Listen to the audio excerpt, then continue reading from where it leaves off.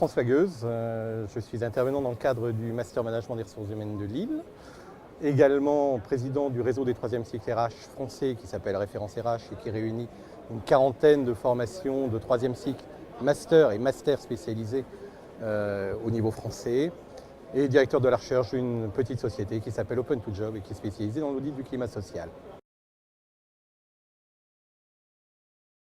Alors, c'est vrai que lorsqu'on commence à parler sur le SIRH, il est intéressant de se poser la question de savoir quelles vont être les grandes tendances, quels sont les éléments qui sont à regarder et à analyser. On a en fait aujourd'hui tout un ensemble de choses qui apparaissent un peu mode, si vous me permettez ce terme, marketing, où on nous parle de big data, on nous parle de réseaux sociaux, de social media, etc. Puis, ça c'est pour ceux qui veulent être vraiment dans le vent.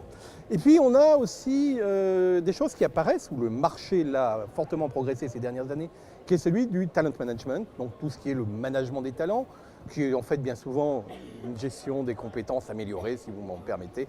cette vision-là. La vraie question, c'est comment va-t-on détecter, comment va-t-on anticiper les différents éléments qui vont avoir un impact sur les systèmes d'information.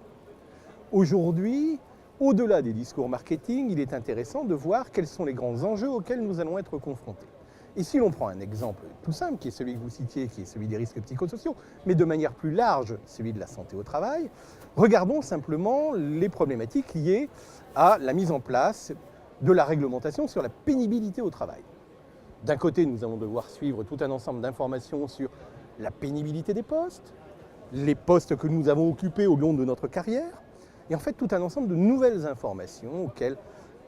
on peut se poser véritablement la question de savoir si nos systèmes d'information RH y sont prêts. Globalement, cette modification qui apparaît très lointaine, très loin de la thématique du SIRH, très loin des problématiques de big data, j'en passe, c'est les meilleurs, va avoir un impact très important sur nos systèmes d'information parce qu'on va se poser la question de savoir, mais toutes ces informations que l'on va devoir gérer de manière historisée, etc., je vais en faire quoi et où je vais les trouver? Comment je vais les suivre? Aujourd'hui, très peu de systèmes d'information RH sont en capacité de le faire. Il y aura nécessairement une redéfinition et des évolutions à trouver en la matière.